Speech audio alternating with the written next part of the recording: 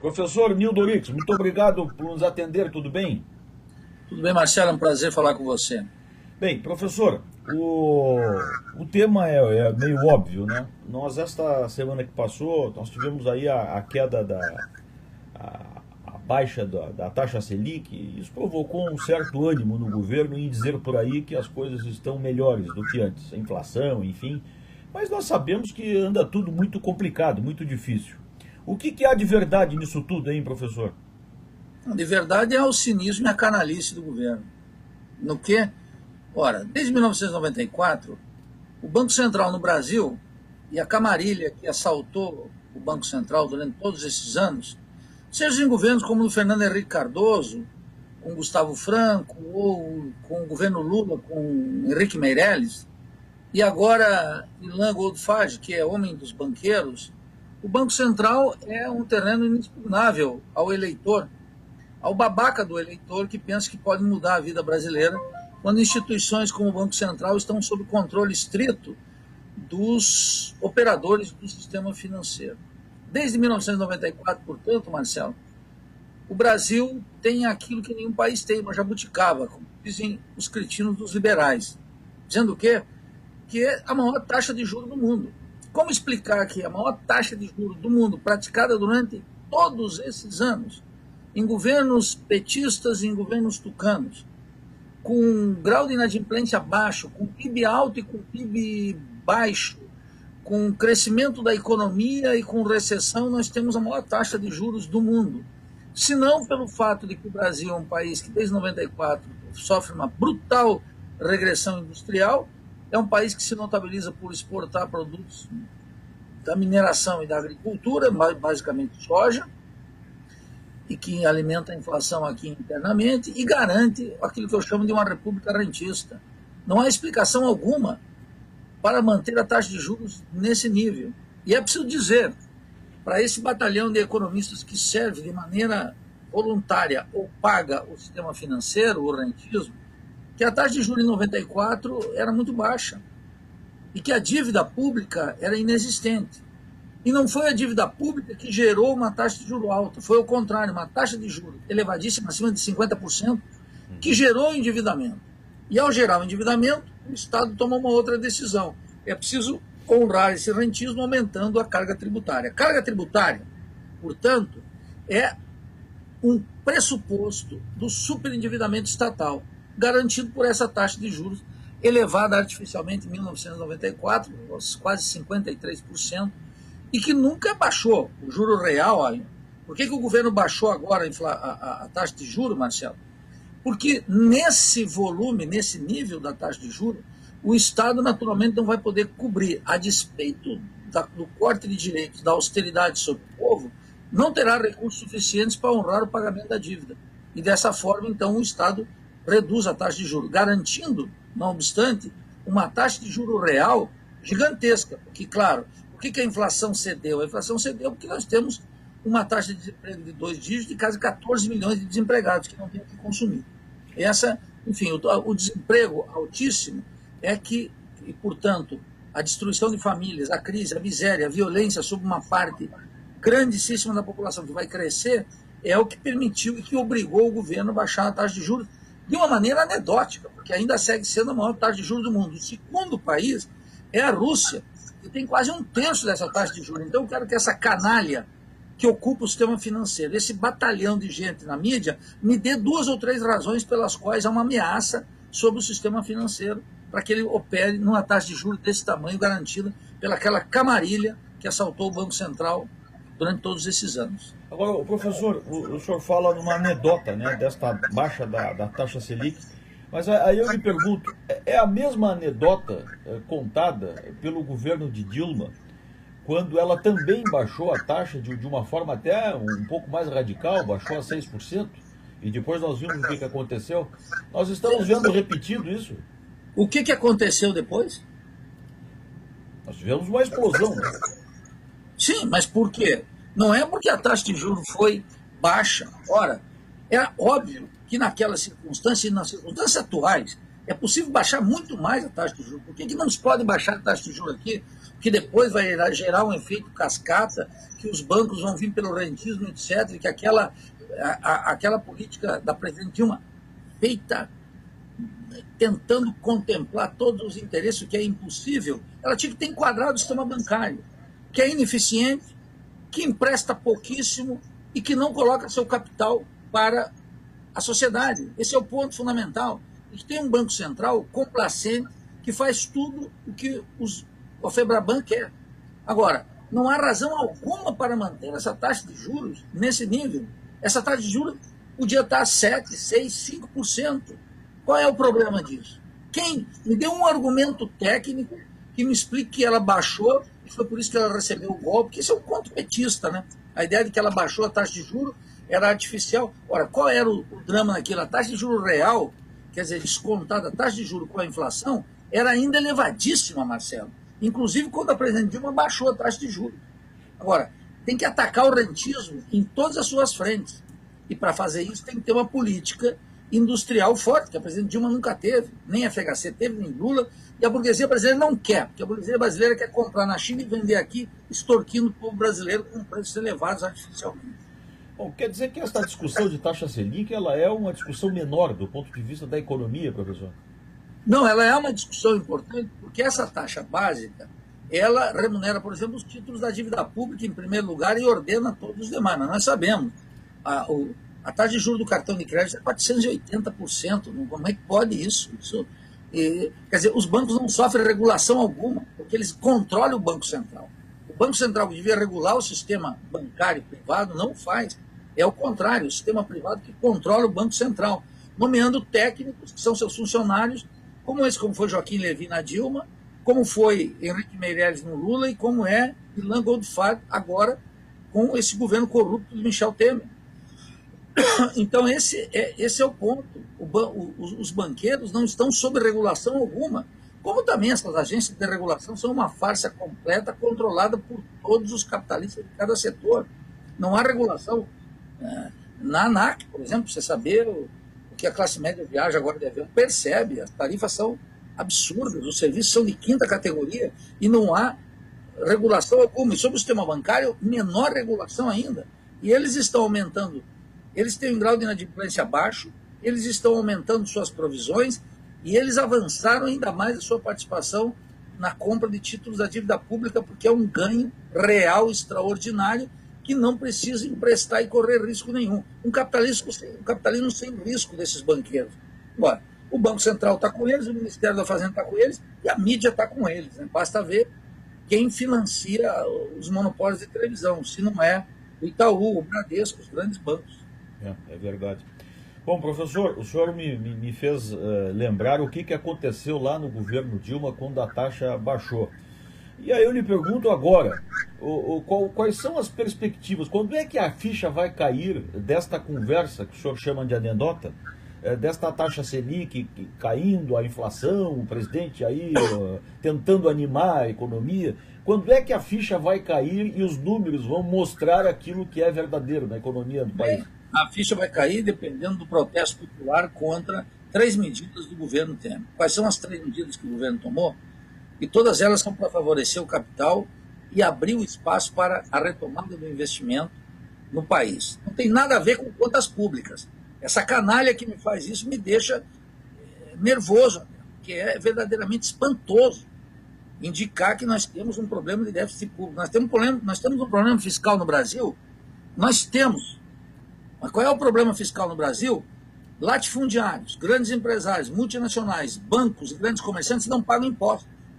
82% da arrecadação tributária sai do trabalho. Apenas 18%, um pouquinho mais do que isso, do capital. Nós pagamos imposto. Eu pago 27,5%. Os exportadores de soja, 0%, e os exportadores de minérios até 4%, quando bem nos vai. Então, há uma política fiscal que é um escândalo, que tem que mudar. Tem uma reforma tributária que é necessária? Tem. Capital tem que pagar imposto, não paga. A canalha dos empresários não paga imposto. É preciso dizer muito claro. Fiesp, que ficam reclamando de política tributária, eles não pagam imposto. Quem paga imposto é o consumidor, são os trabalhadores, não eles. Nós pagamos imposto. Então, tem um problema fiscal grave no Brasil, mas o problema fundamental é a crise financeira do Estado. Até quando vai cair a ficha, é um momento que já estamos vendo, né? Tem 3 pontos que eles estão atacando: a supressão da Previdência Social, a supressão da CLT e a perenização da PEC 55, que é manter o investimento em gasto social, ciência, tecnologia, segurança, habitação, saneamento, etc., em níveis inferiores, ou seja, passando o custo social para a população. Estrangulando. Veja o caso do Rio Grande do Sul, que é crônico, há mais tempo, mais de um ano, o salário dos trabalhadores não está sendo pago. Quando a pessoa fica vendo que o Estado contratou muito, ela tem que ver que é um professor, um médico, um policial, um assistente social, saúde. Os postos estão aí, está um desastre. O caso do Rio de Janeiro, o caso de Minas, o caso do Rio Grande do Sul, e um monte dos estados. Aqui em Santa Catarina também. Não explode, mas os serviços públicos são detestáveis. Então, a população vai estocar quando isso aparecer de maneira mais clara ainda. E não há resposta possível, apenas paliativa dos governos. Os governos do Estado aceitaram a cartilha e estão cada um individualmente, segundo a determinação do Henrique Meirelles, ser o mais esperto em Brasília na negociação com o governo central. Porque você sabe que o governo liquidou com aquela possibilidade daquela emenda que o parlamento fez, tentando dar uma folga para estados e municípios.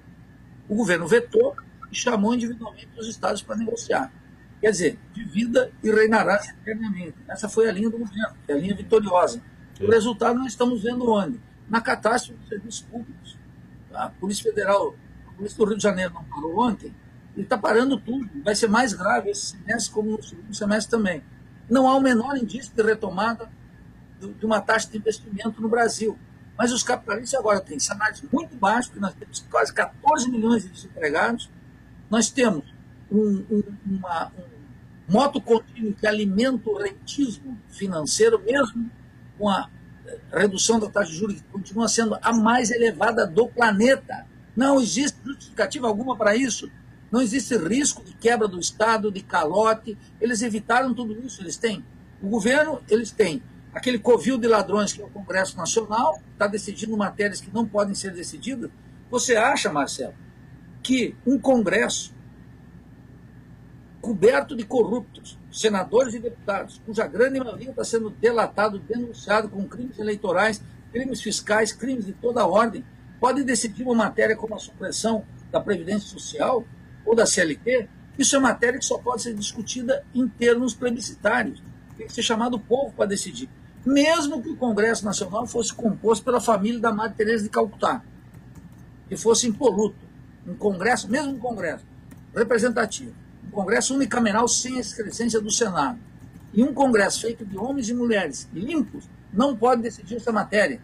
A democracia representativa é curta, quando a gente observa a necessidade de voltar o Brasil prévio aos anos 30, é a supressão da Previdência Social. Você vai jogar milhões de pessoas na miséria. E é a mesma coisa a supressão da CLT. O legislado, o negociado sobre o legislado, em condições de altas taxas de desemprego, significa que os trabalhadores vão aceitar qualquer coisa. Eles estão entre a cruz e a espada. E mais, em cima disso, uma PEC que reduz drasticamente os gastos correntes, gastos primários, mas não o gasto financeiro. A PEC 55 é um prêmio para os banqueiros. Ora, isso é o que eu chamo de uma guerra de classes contra nós. A classe dominante declara uma guerra contra o povo, uma guerra de classes típica.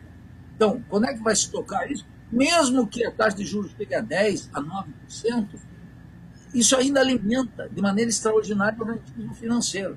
E não alavancará a taxa de formação bruta de capital fixo, que é o principal indicador da taxa de investimento na criação de emprego. Não haverá tal processo, Marcelo. Nem esse ano, nem o ano que vem. Agora, o professor, então, de forma sintética, eu conheço bem a sua tese e concordo até com ela, mas para resumir, para quem está nos assistindo agora, o senhor, inclusive, já em outra oportunidade aqui na Reda Brasil, falou da sua contrariedade com a responsabilidade fiscal, né, que deve ser, totalmente contrário. Deve ser banida. Ou seja, o problema não está nas contas públicas, o problema está nas contas privadas, né? É óbvio. Não, há dois aspectos. Quando eu digo que eu me indigno contra essa excrescência que só existe no Brasil, a lei de responsabilidade fiscal, É porque não existe. O termo do nosso ouvinte pode terminar. Alguém pode ser irresponsável em termos fiscais, eu digo, todos esses governos são. O Lula praticou com a Dilma superávit fiscal durante quase 12 anos, durante 10 anos precisamente. Como é que vai fazer superávit fiscal com as condições de saúde, educação, ciência, tecnologia, cultura, infraestrutura aos frangalhos? Aos frangalhos. Lembra do protesto de 2013? Escancarou para o Brasil que o transporte no Brasil é criminoso, é de péssima qualidade, caríssimo. E está aí. Então, quer dizer o seguinte, quando se praticava superávit fiscal, o Brasil não era responsável. Responsável é um país que cobra dos ricos, que cobra do patrimônio, que cobra do rentismo e que corta a jugular do rentismo. Faz aquilo que o Keynes, o bom moço Keynes, chamava a eutanásia do rentismo. Para que o capitalista pegue seu capital, o seu, não do Estado, e invista na produção, corra os riscos necessários da apologia que eles dizem que é seu sistema. Isso no Brasil não tem. Ser capitalista no Brasil é uma mamata. Vive à custa do rentismo do Estado, portanto, da crise financeira do Estado, vive sob o controle dos sindicatos, com taxa de desemprego violentíssima, salário baixíssimo, e não paga imposto. O capital não paga imposto no Brasil. Então, isso tem que ser revertido. Isso que eu chamo da Revolução Brasileira, que nós haveremos de fazer mais cedo do que tarde. Então, é claro que está mal aqui no Brasil. Por que os bancos estão bem, Marcelo? Bom, porque o Estado está financeiramente quebrado. Quebrado por quê? Por causa do rentismo. Por isso que os bancos estão bem. Tire esse rentismo dos bancos e vamos ver como é que é a produtividade bancária. Se eles oferecem serviços eficazes. O cara que está me ouvindo aqui sabe que ele se incomoda com o banco. Cobranças indevidas sobre taxas, dá de tudo aí. É uma vergonha. Mas o banco opera com a garantia de que o Banco Central não vai fiscalizar jamais. E o Banco Central não fiscaliza os monopólios. É um setor não competitivo, é um setor que garante lucro atrás de lucro, não importa se a economia está bem ou mal, o lucro bancário é exorbitante, extraordinariamente alto. O Santander, por exemplo, é um banco que oferiu lucros no Brasil como nenhuma outra praça mundial. Só para te dar um exemplo de um banco estrangeiro. E não tem quem regule esse sistema, porque eles capturaram a mídia, uma grande parte dos jornalistas de jabá, bancado pelo sistema bancário, são corruptos, vendidos ao sistema bancário, como é o Congresso Nacional e como é um governo. Então os bancos mandam, é isso que garante essa república rentista.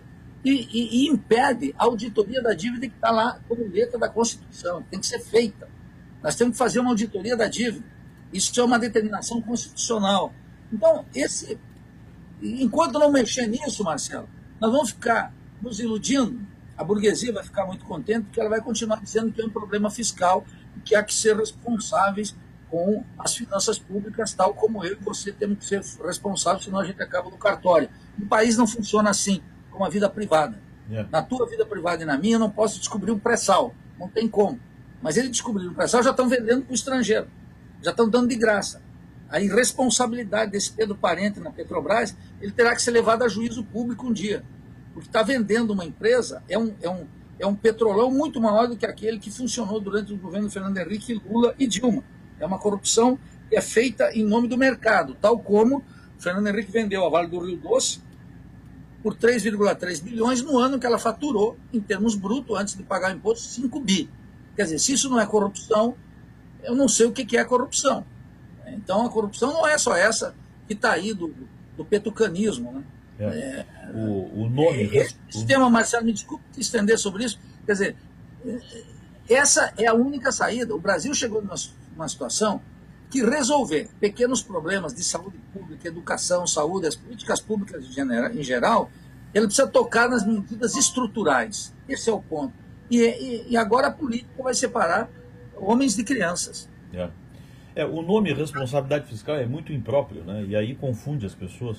Confunde, porque ele é muito sedutor, ele supõe que quem pratica déficit... Veja, os Estados Unidos praticam déficit.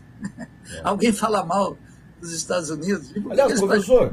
Toda a Europa praticou déficit no momento da integração, porque depende do déficit para que é. Se é um déficit para alimentar o rentismo, que o pessoal diz que vão pagar a dívida, mas paga, tem que renegociar uma parte, tem custo de renegociação, tem juros, tem lucros, tem dividendos, e a dívida só aumenta. Então não se paga, é um processo de alimentar a dívida. Ela sai crescendo mês atrás de mês. Agora, criar déficit para investir em ciência e tecnologia e criar riqueza no país é um déficit produtivo. Isso o aluno de segunda fase da economia meu já sabe. Professor, vamos aproveitar o gancho aí que o senhor falou dos Estados Unidos e da Europa para finalizar a entrevista, para falar deste mercado europeu. Sabe-se que a Inglaterra, por uma quase como um mico, saiu da comunidade europeia, está diante desse Brexit. Eu queria que o senhor explicasse para a gente qual foi a bobagem ou não que a Inglaterra fez com esse Brexit aí. Não há bobagem nenhuma. Eu digo sempre para meus alunos, tenho aqui nas minhas mãos, diante de mim, o livro Riqueza das Nações, de um sujeito chamado Adam Smith. Era um filósofo moral inglês. E ele escreveu lá, de maneira muito clara, em 1776. Ele disse o seguinte, é literal: esperar que um dia a Inglaterra pratique o livre comércio é esperar uma utopia. Quer dizer, a Inglaterra é um país que nasceu para o capitalismo praticando o protecionismo e pregando a doutrina do livre comércio, que os outros abram seus mercados para receber as manufaturas inglesas. Bom, a Inglaterra importa tudo, Marcelo. A indústria inglesa sucumbiu. No seu lado, cresce a Alemanha, como uma máquina de produção de mercadorias e exportadora. Os ingleses jamais aceitarão a condição de vassalos, que a burguesia paulista aceita. Os ingleses não vão aceitar isso. Eles são um país imperialista há quase 3 séculos, razão pela qual eles, quando vem a Alemanha ganhando com a Comunidade Econômica Europeia, eles que nunca aderiram à zona do euro, recusaram também a União Europeia. E estão discutindo, porque eu assisti ontem, via CNN, o discurso na íntegra da primeira-ministra inglesa, e ela dizendo o quê? Que quer um acordo de livre comércio com os Estados Unidos. Os Estados Unidos têm uma parceria histórica, um acordo imperialista histórico com a Inglaterra. A Inglaterra é o menos europeu dos países europeus, porque ele pratica a política dos Estados Unidos, com o partido republicano, com democrática, com Obama ou com Trump, isso não há nenhum problema. Então a Inglaterra está agora praticando de maneira mais clara o protecionismo, que ela sempre foi muito acentuada. O protecionismo durante o governo de Barack Obama é violentíssimo. Agora a diferença é que Trump escancara, de maneira muito mais clara, mas o protecionismo é a norma dentro dos Estados Unidos. Então veja que os ingleses, eles têm uma clareza muito grande que o livre comércio arruinaria seu país. Daí que eles não querem nenhum compromisso com a Europa. É uma guerra entre as classes e uma guerra entre as nações. Os ingleses, a elite inglesa, a classe dominante inglesa, ela financia jornalistas, economistas que divulgam a doutrina do livre comércio. Mas ela nunca acreditou nisso. Bom, tá aí. Eu acho que é óbvio, né, que a gente teria muito mais o que falar, o professor teria muitas aulas mais do que para dar aqui, mas eu acho que ficou resumidamente, mais ou menos alinhavado os nossos 2 assuntos principais aqui, do Brasil e lá fora. Professor, mais uma vez foi uma aula. Muito obrigado, viu, pela sua atenção conosco aqui.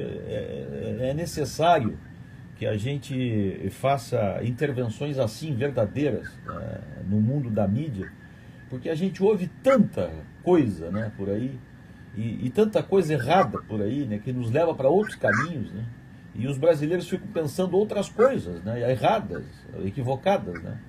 Mas eu entendo, Marcelo, sabe por quê? Há uma indústria cultural e uma produção do consenso, uma manufatura de um consenso em favor do livre comércio, e como se o livre comércio fosse uma virtude, se as trocas, pinta um mundo que não é real. Então as pessoas escutam isso em rádio, jornal e televisão, na boca do sindicalista desavisado, do político profissional ou do banqueiro calhorda. E é dia, tarde e noite, na universidade, na rua e na igreja. É compreensível que as pessoas se rendam, mas nós não podemos perder a lucidez, e menos ainda num país que tem um monopólio midiático extraordinário, que você sabe como funciona. E daí o prazer de falar contigo, nos teus ouvintes. Estou sempre ao pé do canhão. Tá certo. Professor, muito obrigado, viu, por esta intervenção aqui. Vamos fazer outras, com certeza. Muito obrigado, viu. Grande abraço, Marcelo. Abraço. Este é o professor Nildo Orix, professor de Economia da nossa Universidade Federal, que nos falou aqui na RW